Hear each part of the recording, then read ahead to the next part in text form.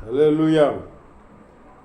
ఆనందమే పరమానందమే ఆశ్రయపురమైన యేసయ్యా నీలో ఆపత్కాలములన్నిటిలో ఆదరించిన అక్షయుడా నీకే స్తోత్రము. ఆనందమే పరమానందమే ఆశ్రయపురమైన యేసయ్యా నీలో ఆపత్కాలములన్నిటిలో ఆదరించిన అక్షయుడా నీకే స్తోత్రము. పచ్చిక గల చోట్ల పరుండ చేసితివి, జీవజలములు తాగనిచ్చితివి.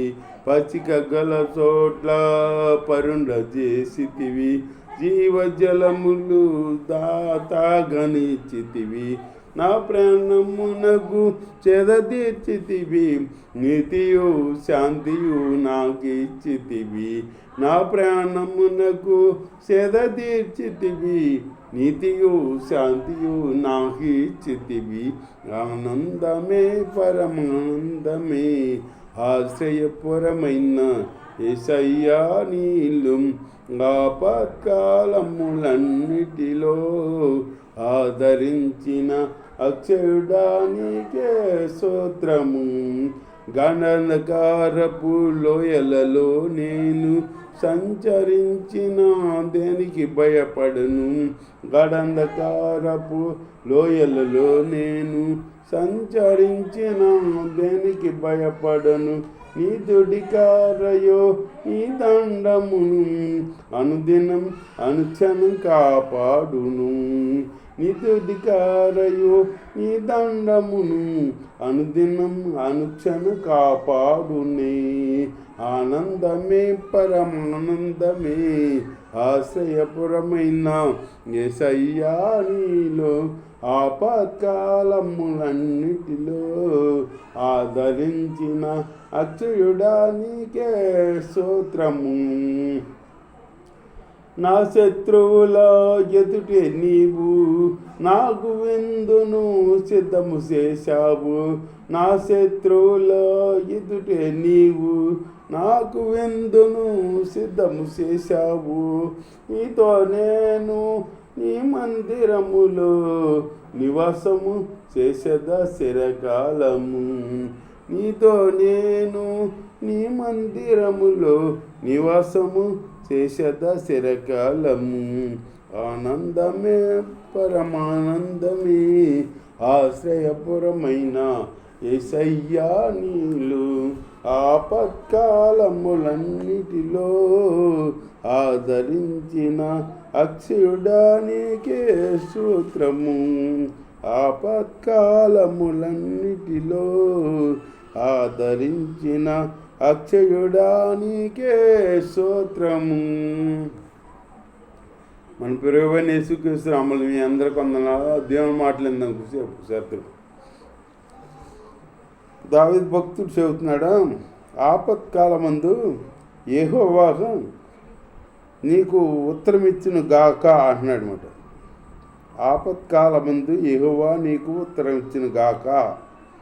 యాకోబు దేవుని నామము నిన్ను ఉద్ధరించును గాక. యాకోబు దేవుని నామం నిన్ను ఉద్ధరించును గాక అంటున్నాడు అన్నమాట భక్తుడు. ఆపత్కాలంలో దేవుడు మనకి ఉత్తరం ఇస్తాడనమాట. మనం ఆపత్కాలంలో ఉన్నామని వదిలేసే దేవుడు కాదు మన దేవుడు. మనం ప్రార్థన చేసుకునే దేవుడు నమ్మదగినవాడు.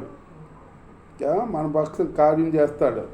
మనం ప్రార్థన చేయకే మన ప్రార్థన చేస్తే ఆయన కార్యం చేస్తాడనమాట. మనం ప్రార్థన చేయకపోతే ఎలా చేస్తాడు? యాకోబు దేవుని నామము నిన్ను ఉద్ధరించును గాక. పరిశుద్ధ స్థలములో నుండి ఆయన నీకు సహాయము చేయునుగాక. పరిశుద్ధ స్థలములో నుంచి నీకు సహాయం చేస్తాడంట ఆయన. పరిశుద్ధ స్థలములో నుండి ఆయన నీకు సహాయం చేస్తాడనమాట. నీవు మొరపెట్టాలి, నువ్వు ప్రార్థన చేయాలి. ప్రార్థన చేస్తే దేవుడు కార్యం చేస్తాడనమాట. కార్యం చేయని దేవుడు చేయని కార్యం ఏమీ లేదు. మనం అడిగిన వాటికంటే ఊహించిన వాటికంటే అత్యధికంగా చేసే దేవుడు మన దేవుడు.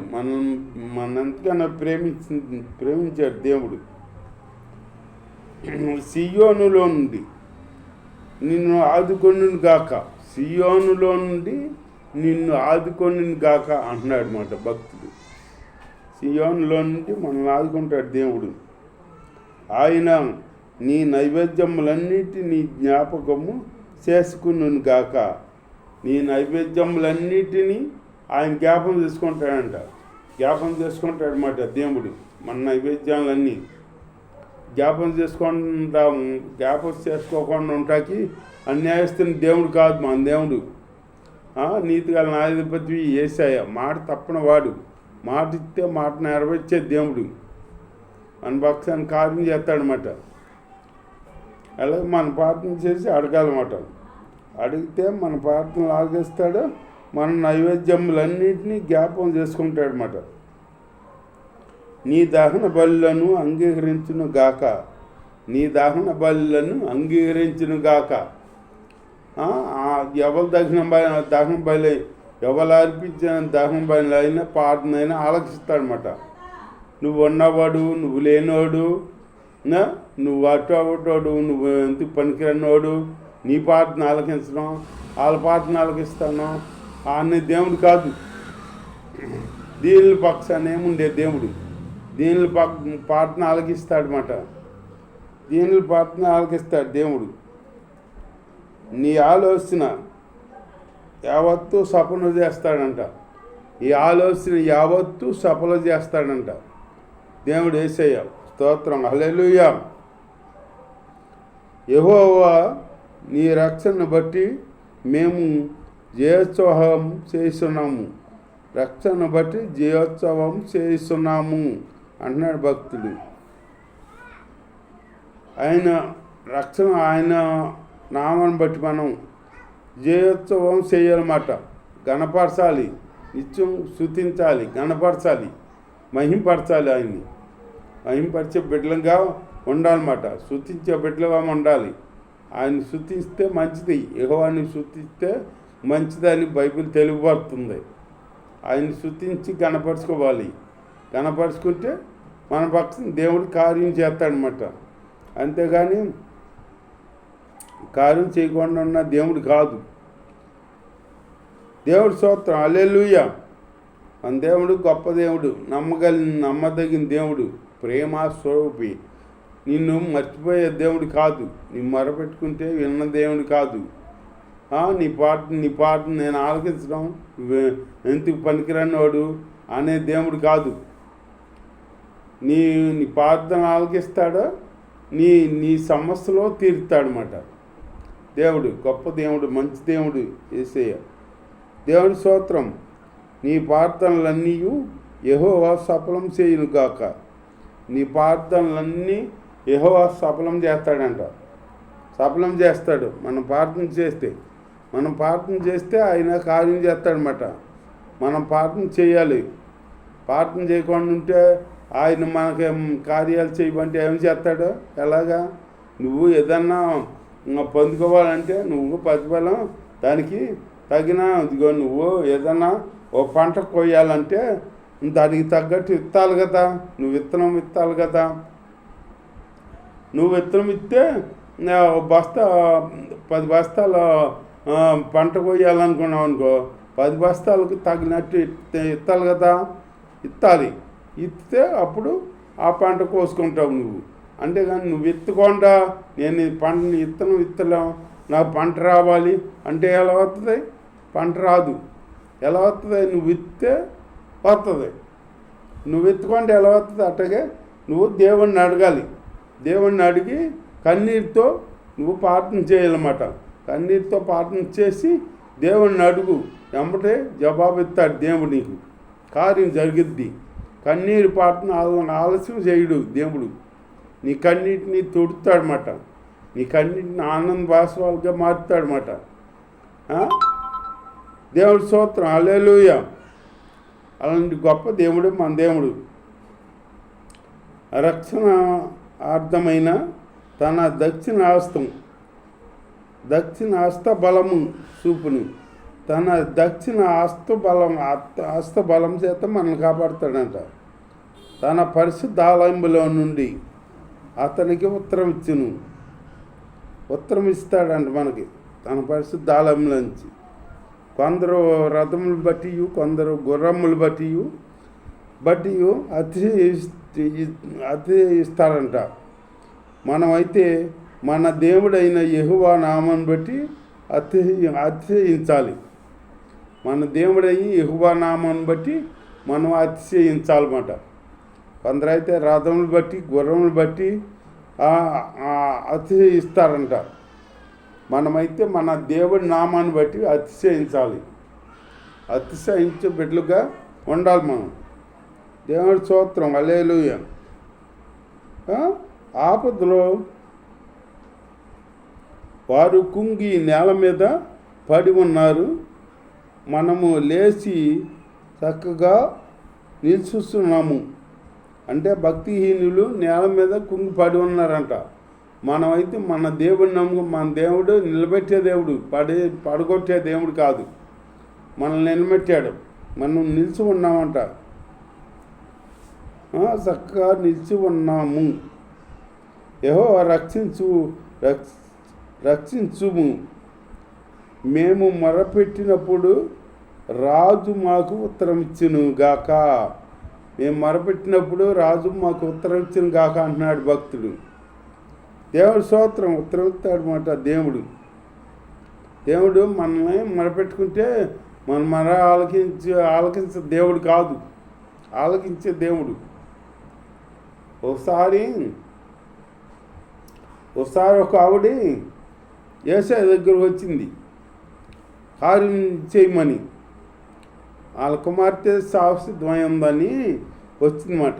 వస్తే యేసయ్య చూస్తూ వెళ్ళిపోతుంటే ఈ శిష్యులు ఏమంటారు, యేసయ్య ఆవిడ విడవకుండా మనం వెంట వస్తుంది కదా, ఇంకా ఆవిడ పని చేసి పంపించేయచ్చు కదా అని అంటారు వీళ్ళు.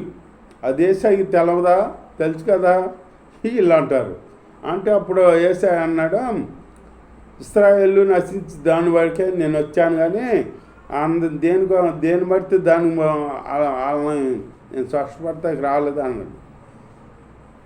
అంటేను అని అన్నాడు. మళ్ళీ వస్తుంది అని వెళ్ళిపోతుంది, మళ్ళీ ఎమ్మటి వస్తుంటే అప్పుడే మళ్ళీ శిష్యులు అడిగితే శిష్యుల్ని అన్నాడు, కుక్క పిల్లలకు పెట్టే రొట్టి కుక్క పిల్లలకు పెడతాం యుక్తం కాదు అన్నాడు అనమాట. అంటేను ఆవిడంతా అప్పుడు అవును ప్రభా, కుక్క పిల్లలకు పెట్టే రొట్టి బల్ల కింద ముక్కలు కుక్క పిల్లలు తింటాయి కదా, పిల్లలు పెట్టే రొట్టి బల్ల కింద పడితే కుక్క పిల్లలు తింటాయి కదా, అలాగే నేను కుక్క పిల్లని అనుకో ప్రభా, నా కూతురిని స్పష్టపరచు, నాకు కార్యం చేయమని అడిగినప్పుడు అప్పుడు దేవుడు యేసయ్య అన్నాడు, అమ్మ నీ విశ్వాసం గొప్పది అన్నాడు. ఇశ్రాయేల్లోనే అంత విశ్వాసం చూడలా అన్నాడన్నమాట. అట్లాగే మనం ఎరుక ఆయన్ని అమ్మడిచ్చామనుకో, ఆయన మనం పట్టించుకోలేదని వదిలేసామనుకో, మన కార్యం జరగదు, ఇక ఏమో జరగదు. ఆయన పట్టించుకోలేదని మనం ఊరుకున్నామనుకో ప్రార్థన చేయకుండా, ఇక మన కార్యం జరగదు. ఇక మన కార్యం జరగాలంటే మనం అడగాలి. ఆయన ఇసుకున్నా కానీ మనం అడగాలి, అడిగి పొందుకోవాలి. అలాంటి జీవితం దేవుడు మనకి దయచేయాలని దేవుని ప్రార్థించుకుందాం. తల్లవంచను ప్రార్థన చేసుకుందాం. స్తోత్రం నాయన, పరిశుద్ధుడా యేసయ్యా నీ స్తోత్రం నాయన, గొప్ప దేవా నీ స్తోత్రం నాయన. తండ్రి మమ్మల్ని ఆయన రక్షించే దేవుడు అని, తండ్రి మమ్మల్ని కాపాడే దేవుడు అని, తండ్రి పరిశుద్ధ స్థలంలో నుంచి మమ్మల్ని రక్షించే దేవుడు అని, తండ్రి ఆపత్కాలంలో మమ్మల్ని రక్షించే దేవుడు అని, తండ్రి మమ్మల్ని ఆలకించే దేవుడు అని, తండ్రి నీ తెలుగుపరిచి మా దేవా నీ స్తోత్రం నాయన. తండ్రి కణాస్త్రీ నాయన వచ్చినప్పుడైనా తండ్రి నాయన కుక్క పిల్లలు పెట్టే రొట్టి కుక్క పిల్ల గొప్ప పెడతాం వ్యక్తం కాదా అన్నప్పుడైనా అవును కుక్క పిల్లలు కాడ మా పిల్లలు తిన్న బల్ల కింద రొట్టె పిక్కలో తిని బతుకుతీగా అని తగ్గించుకుని తండ్రి అట్టగా మేము కాడ తగ్గించుకునే జీవితాన్ని మాకు అనుగ్రహించి మీలో బలపరిచి మమ్మల్ని కాపాడి సహాయమని నజరేయుడైన యేసు నామములో ప్రార్థన చేసి అడుగుతున్నాము పరమ తండ్రి. ఆమేన్. ఆమేన్.